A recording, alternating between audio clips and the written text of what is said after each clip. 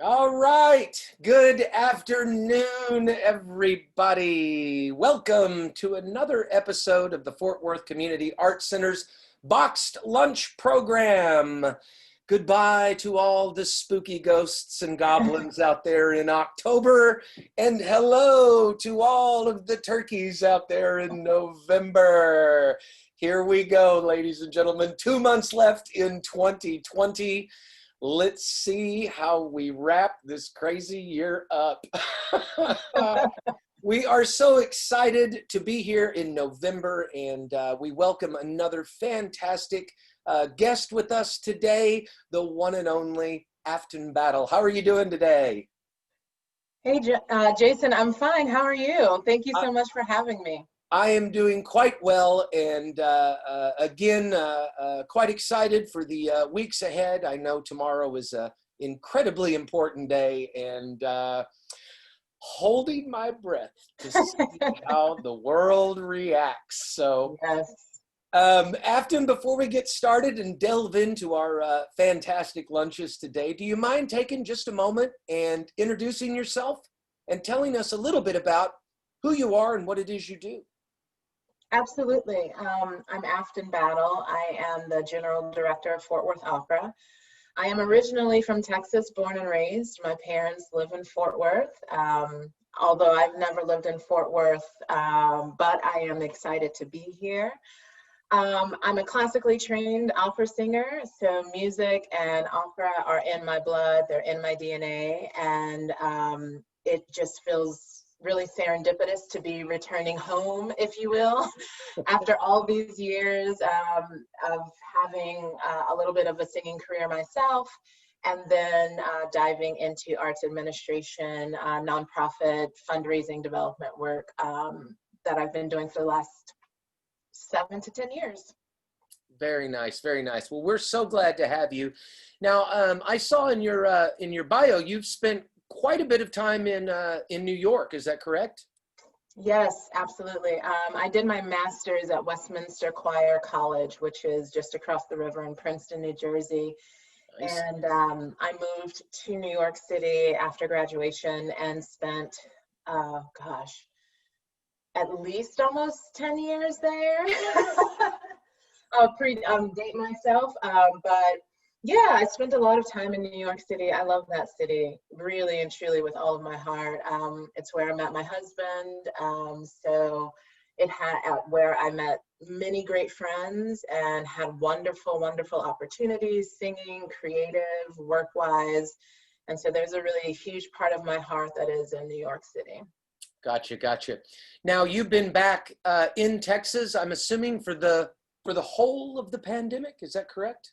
No, so you came back during. I did. Crazy, right?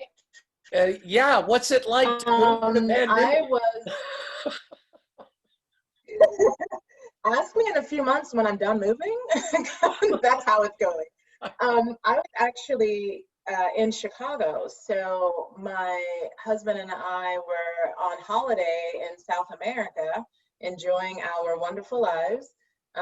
When the pandemic really started to evolve in the States, and got back to Chicago the beginning of March, and we were both like in our workspaces for I was there for like 3 days and then got sent home and never went back.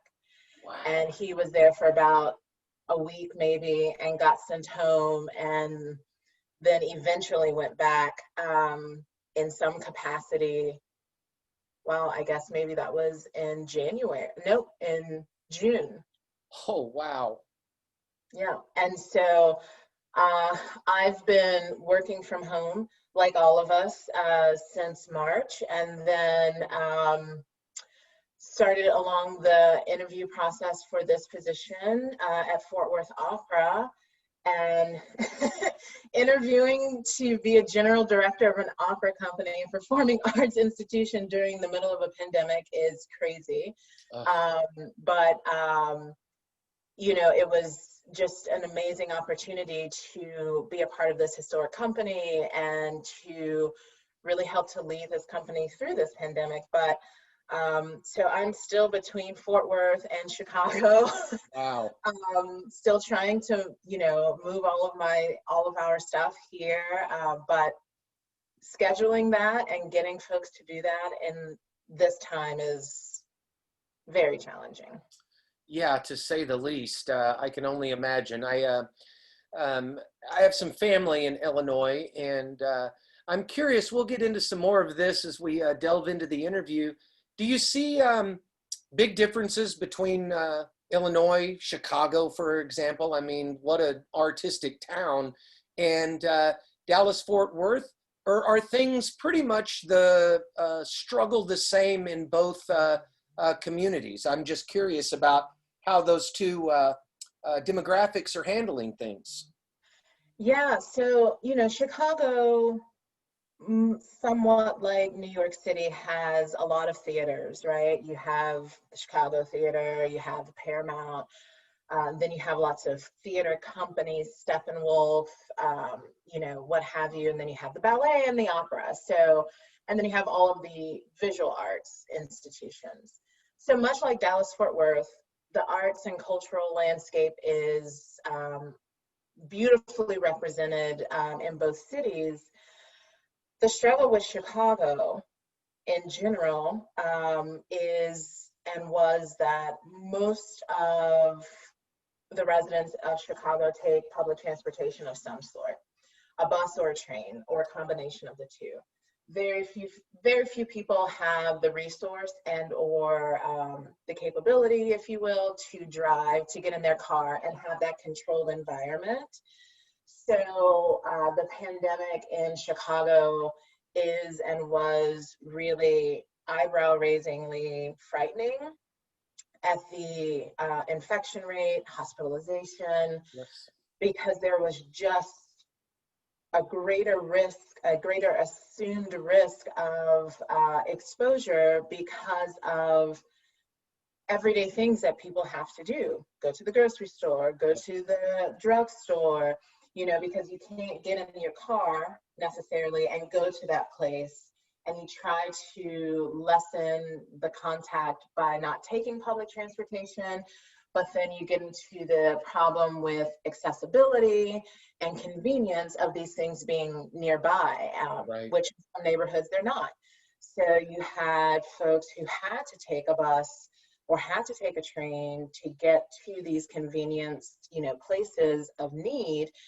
And those neighborhoods that are mostly inconvenienced by lack of public transportation are historically marginalized communities in Chicago, which, if you know anything about Chicago, it's incredibly segregated by design, unfortunately, and has been kept that way. And so the Black and Brown and Indigenous communities don't have accessibility to the conveniences of life. And therefore, historically, with this pandemic, those communities have a disproportionate percentage have been contracting and dying from this disease. Well before this, second surge, if you will, of the second wave that they are really experiencing right now. So in terms of like how Chicago handled the pandemic, it was frightening.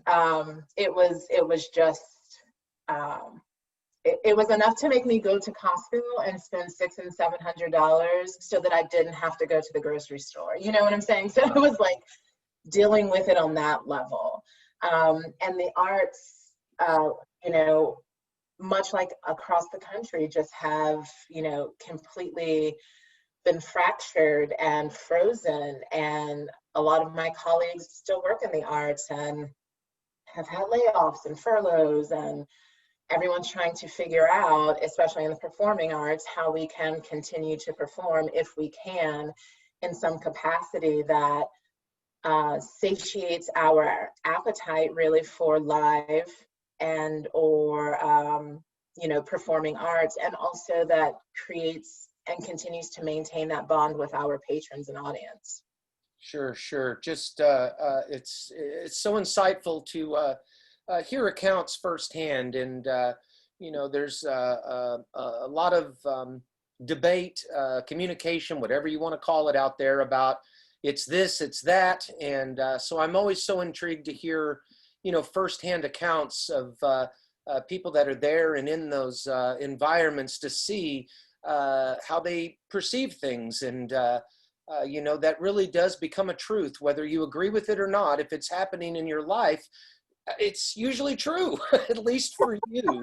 And I think that that's something that we need to be more conscious and aware of. And just because we may not be going through those specific things ourselves, it doesn't make it any less truthful for someone who perceives things to be happening that way. And so I'm glad you're safe, and we hope to continue that. And again, do what we can to keep the arts as alive as possible, and look for those times when we're able to get back in together and celebrate with one another. So we're glad you're here and glad you made it out. So do you mind talking a little bit about what is on your lunch menu today, and maybe some of those fabulous ingredients that you're using to create it? So I came into this thinking I was going to make a sensible salad. And then just before this time, complete real talk, I had a conversation with some colleagues that really shook my spirit and my soul, and started making me anxious for all of the reasons why I think we as artists and leaders in the arts right now are incredibly anxious. And so that sensible salad went out the window. And then I thought, well, what can I have next? And I was like, oh, my mom sent me home with some of her homemade chili. Nice. In the container, and it's frozen solid. So I was like, well, that'll be for dinner. So what are we having for lunch? And I was like, oh, what's here that I can just snack on? These are my favorite jerky, like sausage sticks things. They're dukes. Yes. And because I follow this weird, it's not weird, it's my thing, right? This keto lifestyle. Where I don't eat carbs and sugar. I eat lots of protein. So I have these sausage sticks here, and also my favorite snack, which are cracklins, pork rinds. Nice. I come by it honestly. I'm like a Southern girl, also like just those are my go-tos. So that's what I'm having. Bravo. I love it. It's 2020. You're allowed to change your mind as often as you would like. So I'm so glad to hear that you went with something that is comforting to you. I am doing the exact same thing today. It's no secret we might all be a little heightened on November 2nd. So today I am doing some chicken soup for my soul. Amen. So yes, I wish I could say it was homemade. It is the next best thing. I'm going with some Progresso chicken and noodle. So I'm going to open the can, warm it up while you munch on your lunch, and then hopefully we can get straight to the important information, and then enjoy some nice comfort food as we continue to do that. So fair enough? Absolutely. I am going to actually enhance my sausage and pork rinds lunch with a little cheese. So one of my favorite places in the Midwest is this place called Mars Cheese Castle. Right. And it's just literally like a castle of cheese. Cheese and beer and wine and stuff. And so they have all kinds of different cheeses. And I saw this jalapeno Munster cheese. Yeah. And I grew up as a kid eating Munster cheese on tortillas and like nuking them in the microwave or on the stove and having like quesadillas in 2 seconds, you know? And so I saw this jalapeno Munster cheese and I said, I got to try it. Oh man, I'm all in on that. We need to get a link to that cheese store, and I'll see if I can't get to the cheese castle. Is that what you call it? Mars Cheese Castle. Too good. I mean, when you're stuck in Chicago in a pandemic and you get a little taste of freedom, which is the sun comes out in earnest and it's not freezing anymore, you take day trips to Wisconsin. which is where this Mars cheese castle is. So. Wow. Yeah, I've had some good cheese curds from Wisconsin as well. And Yes. that is one thing they have going for them this week, is that they probably still have some really good cheese. So some really good cheese and some really good cider too. If you know you're a that's cider true. drinker, I don't drink beer. I prefer bourbon, but when I'm not drinking bourbon, I'll take a cider. And then this cheese. Very nice. And I just want to let everybody know, bourbon is allowed for every meal in 2020. For those of you that are questioning it, you can put it in your coffee in the morning. Hallelujah. Yes. Yeah. I am right there with you. Goes with everything. It goes with everything, goes in your coffee, it goes in your pancake syrup, Indeed. you know. It's just all around a staple in my kitchen. I could not agree more. So Afton, I know a lot of these questions seem very obvious. I'm curious these days, how's your organization, or just opera in general, reacting and been affected by COVID-19? Wow. So the performing arts is a beast. Opera is a huge beast. You have the symphony,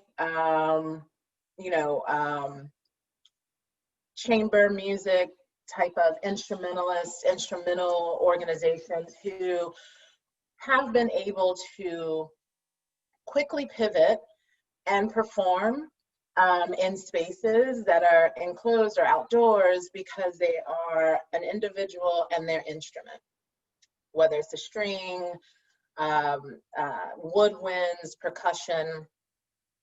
But when you add a person or people who are speaking, who are singing, it is a greater assumption of a risk because of aerosols and everything that we read about that, and all of the science that we follow, how long they stay in the air, how far they can project, and then you add singing and opera and the diaphragmaticness of it, and we spit a lot when we sing.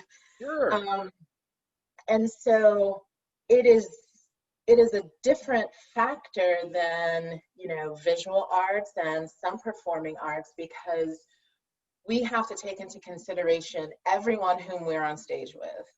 That's out the fellow cast members, so mitigating all of the added factors, trying to find pieces that don't have a chorus or that have a small cast or a reduced version of something.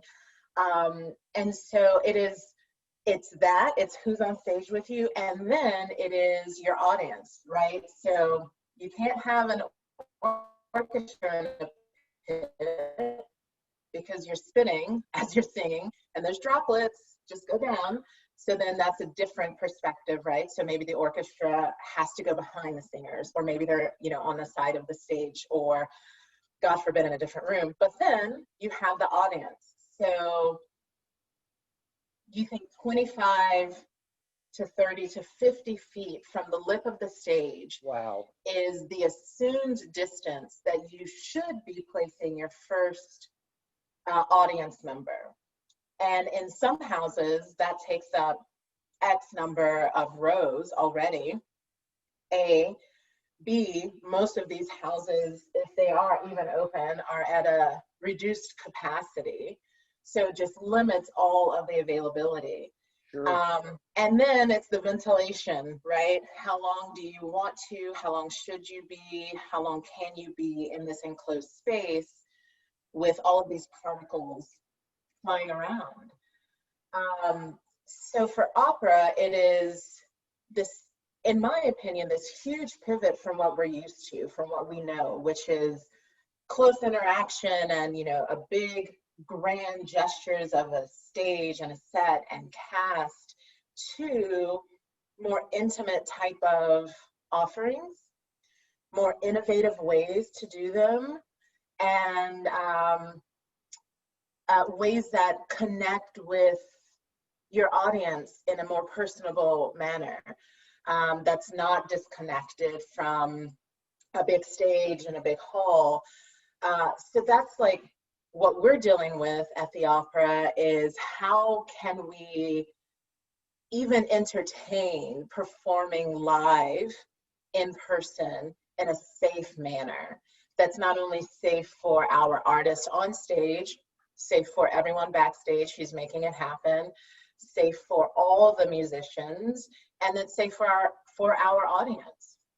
And so that's why, you know, as we watch some arts genres come back online, if you will, museums and things like that, it's encouraging, but it's also, it sparks a little bit of reality when it comes to the performing arts, and especially the vocal performing arts, because realistically, we are many cycles behind our partners and our, you know, sister organizations in the arts realm and in the performing arts realm, because there are so many unknowns, but also so many knowns, but so many factors we have to take into consideration. And I have to applaud many of my you know, colleagues in the industry who have started to think about what that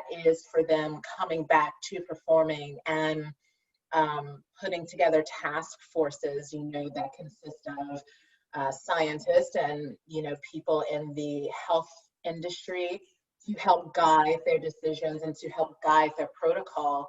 And unapologetically, I have taken note of all of those things for us at Fort Worth Opera, and what we are doing in terms of our COVID protocol and procedure for our artists when we do have the opportunity to even do brief runouts with our resident artists. Gotcha, gotcha. What have you learned about yourself, or just art in general, during all of this? Oh, I've learned about myself that, oh, wow, what have I learned about myself? I've learned about myself that I'm more nimble than some people might think. You know, that I'm more agile, really, than, you know, some people might perceive me to be, because I can be pretty, like, rigid and regimented. Mm-hmm.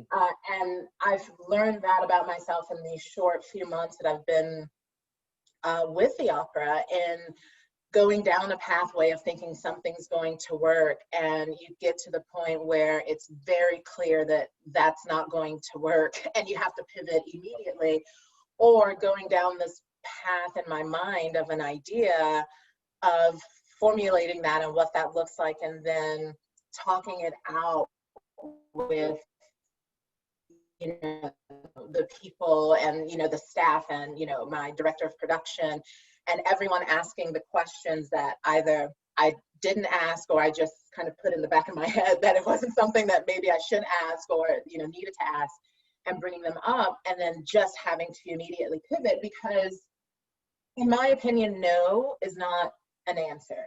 Sure. You know, it's what we were, you know, told as kids, you know, when either you couldn't do something or your parents didn't want you getting into something because maybe they didn't want to have to, I don't want to say deal with you, because that seems, you know, pretty like standoffish as a parent, but maybe they had something else going on. But no, for me, is not an answer. It's just a detour in the path. It is, you know, no for this particular pathway, but it's just a detour to something else. So not taking no for an answer, and finding that those other options and that other pathway to make something happen. Sure, sure. Not to put you too much on the spot, but with the election coming up tomorrow, why is this election so important to the arts? This election is so important to the arts because, the arts are important to all of our livelihoods, but the arts inhabits so many people's livelihood. And this election is crucial to the arts because of things as simple that we don't necessarily always think about, which is funding that comes from the federal government, state, local government, and all of that is trickled down. And you have great institutions like the NEA and others who receive federal funds to then give to organizations like the opera and other performing and visual arts organizations. And when the people who control that money don't have a firm foundation of the understanding of the crucialness of arts, humanities, in human life, period, then we as artists and arts institutions will always be at risk in this country. Because unlike in Europe, where the art form is sponsored by the government and it is funded by the government because the government realizes its crucial element to the country and to the people of the country and the well-being, we don't have that here. So as long as we have people in office who don't understand and don't have that foundation and the understanding of the crucialness that is the arts, humanities, and control that from the top, then we'll always be at risk. And so I believe that is one of the reasons why this election is so important. And the other reason why this election is so important to the arts is for the humanity of us all, but also for the equity that is being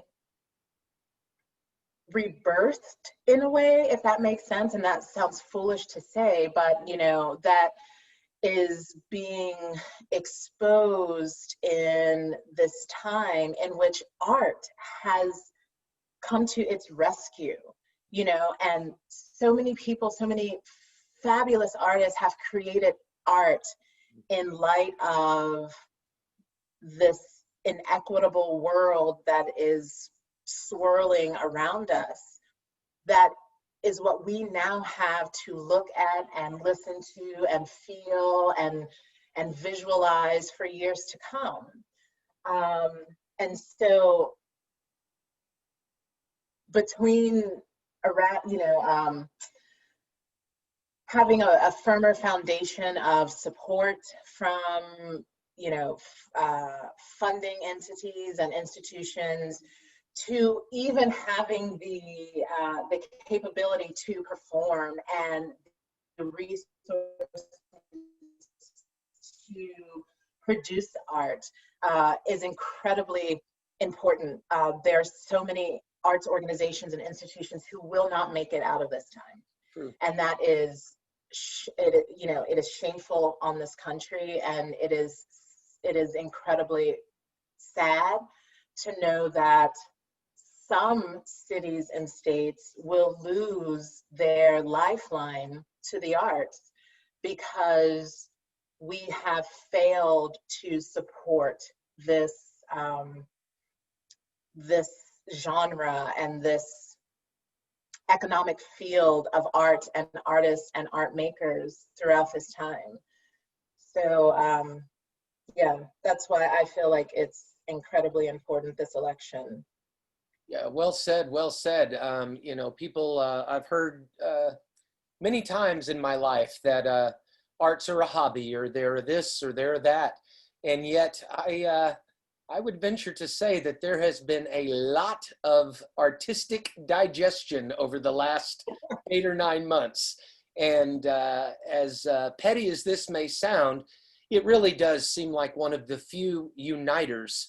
And if that is a particular series or something that we've been fortunate enough to bond with, it's quite impressive to me that we continue to put the arts on the back burner when it has really been one of the things that I believe has been one of the most saving graces through the year 2020. And I again continue to struggle to understand how people don't see the importance of it. It really is beyond me. So speaking of people and grasping and gripping 2020, do you have any tips or secret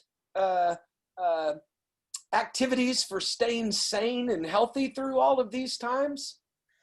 I stay sane and healthy by working out.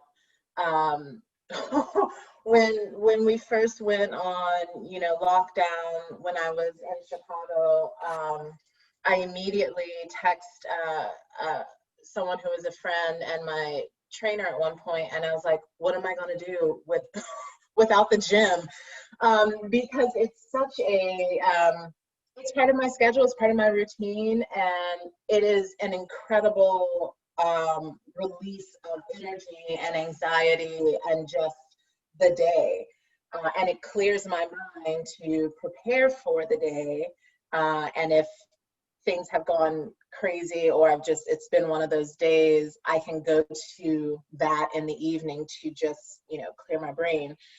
So I try to stay healthy and sane by continuing to work out, walk, run, lift weights, what have you. I do a lot of digestion of arts, take full advantage of all of the amazing virtual arts that have been popping up from institutions, performing arts organizations, individual artists who have, like yourself, found this room and this space to have conversations like this. And I tune in every week as often as possible. I do some binge watching. One of my favorite series this year was Lovecraft Country. Yeah. On HBO. It was something else. And listen to a lot of music and podcasts of real life stuff and stories. So I really encourage people to find that outlet. I love to cook, even though my lunch would not, my lunch here today would tell a different story.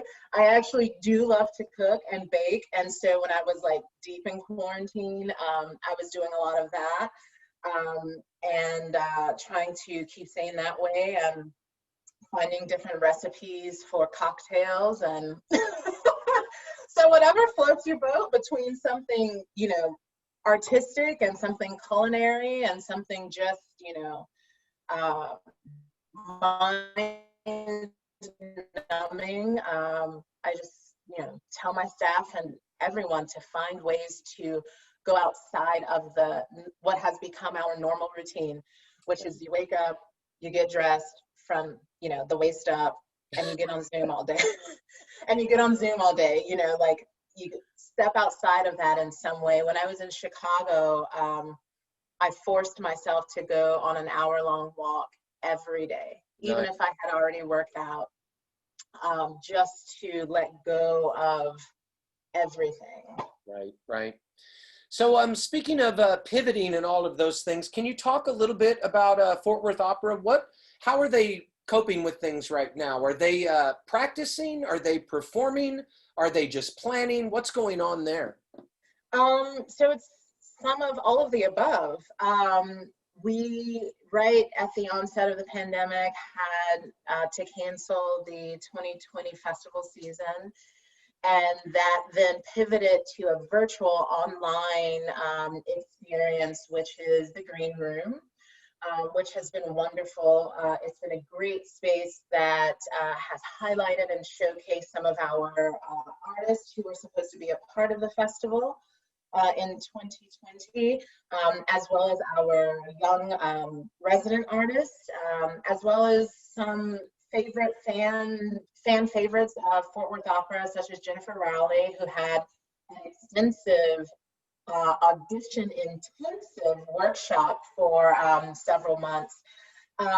So that's been a great place. And then when I joined, I really was like, how can we utilize, the talent that we have here in Fort Worth, in North Texas, really, and how can we capitalize on the weather when we are fortunate enough to have sunny and warm days.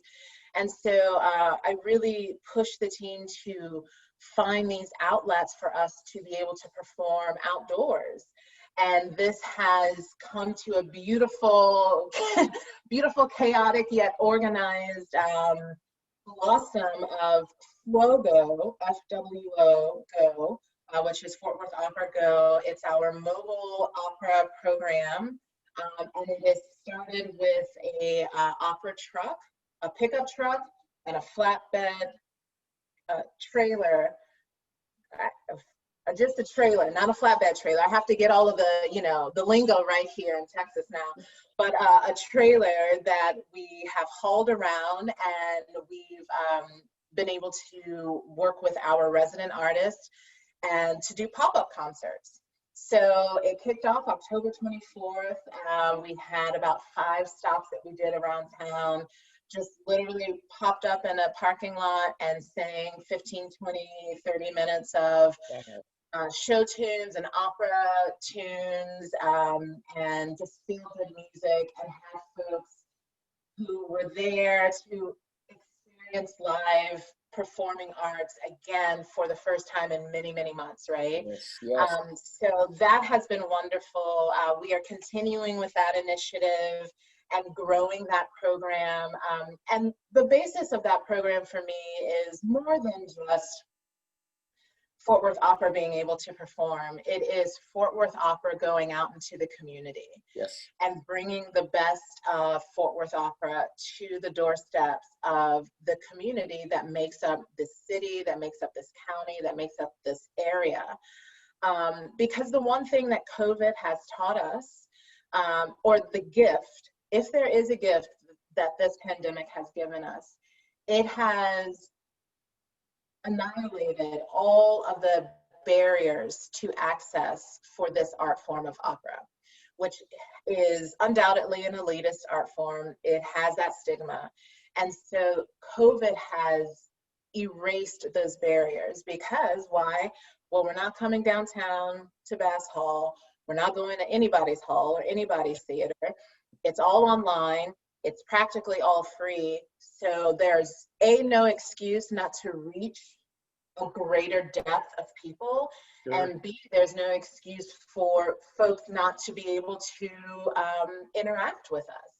So this gift of COVID is we are able to reach more people now than we ever would have been by, performing in any theater space.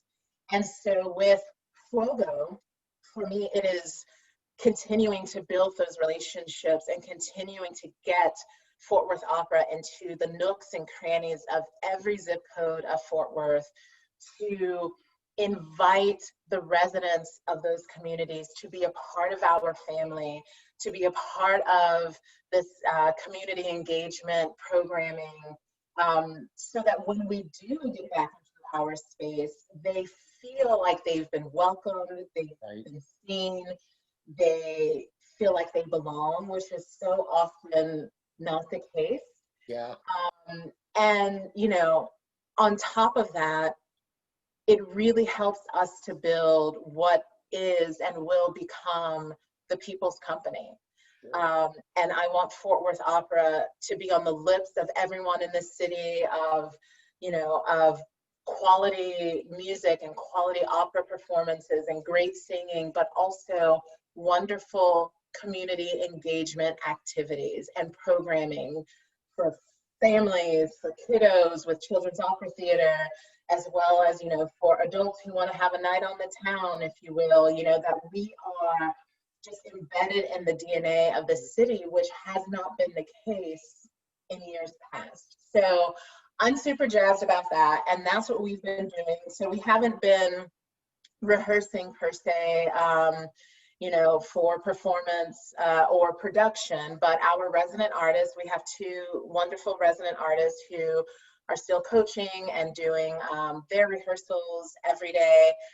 We have a great children's opera theater piece, Stone Soup, which we will be doing, performing outdoors on November 7th and 8th. And our Flogo truck is literally on the go still. So that's what we're doing. And there's hopefully going to be much more of that to come. And I think that it, you know, it has been greatly received. And I think that it is something that people are very thirsty and, you know, very hungry for right now. Yeah, I couldn't agree more. I think Netflix has just about run its course. And so anytime we can get out there and experience anything live in almost any form or fashion, as long as it's safe, I'm certainly on board with it. So, absolutely. So do you mind talking a little bit about what helpful community resources are you seeing or using personally, and how can your organization be assisted or provide assistance to other artists or organizations? Wow. Some helpful community resources has definitely been Fort Worth Arts Council. It has been some community leaders who I've been introduced to, civic community leaders as well as leaders of faith, getting in touch with, you know, ministers' alliances as well as community coalitions, really getting to know the key stakeholders, if you will, of some communities, and still hoping to introduce myself and get to know more of those individuals. My staff has been an incredible knowledge of resource for me in helping to introduce me to some of these institutions and some of these community leaders, as well as my board. Texas Opera Alliance, which is a new group that has formed in this COVID time, which consists of Fort Worth Opera, San Antonio Opera, Houston Grand Opera, Austin Opera, and Dallas Opera. We've all come together to really leverage each other's individual companies and resources to reinforce our own individual organizations. Sure. So doing a lot of cross promotion or cross marketing with some of these companies has really helped, as well as, like I said, listening in on some of these phone calls and being a part of them to help reinforce my mind about what we need to do at Fort Worth Opera, like I mentioned, in terms of COVID preparations and policies and just company policies. Opera America has been a great resource, and just colleagues in the industry. And the other part of that was, how can we assist others? Was that the other part of the question? Yes. Oh, how can we assist others? Listen, if you have a space and a need and or just a desire for beautiful singing and music, we can come out wherever you are and offer you some Flogo at a socially distanced, you know, in a socially distanced way, in a safe way. But also I want to be able to offer Fort Worth Opera as a resource to artists in the city. And it's not only classical artists, right? You know, it's not opera singing and opera singers all the time. Jazz, blues, Yep. hip hop, modern, classical, all of it, spoken word, interpretive dance, visual arts. Like, if we can collaborate in a way that is highlighting the arts, period, in this city, then let's do it. You know, it doesn't always have to be Pavarotti and, you know, Jesse Norman or Kathleen Battle or whomever. It can be something, an original piece by any composer, or, you know, something that someone has written in this time. I mean, just like all of the wonderful creative words and compositions that probably have been written during this time need a place and a space to breathe, to be seen. And if Fort Worth Opera can be that platform, then let's do it. Yeah, absolutely. You know, we talked a little bit before the live interview about mental health, and I know that you know, there's been a lot of talk in regards to resources about finances and places and locations, and you know, I think that we're really starting to see the necessity for mental health resources. And even if you're just able to put the headphones on for 5 minutes and listen to music, opera, country, rock, who cares? If it gives you a little bit of comfort, that is really proving to be as important these days as just about any other resource out there. So we thank you for those opportunities. And again, this is probably the most important question I'm going to ask you today. How and where can we keep up with your activities, find out what's going on with Fort Worth Opera, and find some of these resources that you've been talking about? Absolutely. You can visit us on our website, on our social media, Facebook, Instagram, Twitter. We have a list of upcoming performances. As I mentioned, we have something that we're partnering with the food bank, the Tarrant County Area Food Bank, on November 7th and 8th. So you can visit us at fwopera.org for all of that information, as well as follow us, like us, love us, share us on Facebook, on Twitter, on Instagram, but we will definitely keep everybody updated on everything that's happening in those instances, and as many more of these opportunities come online. Awesome. Some great information.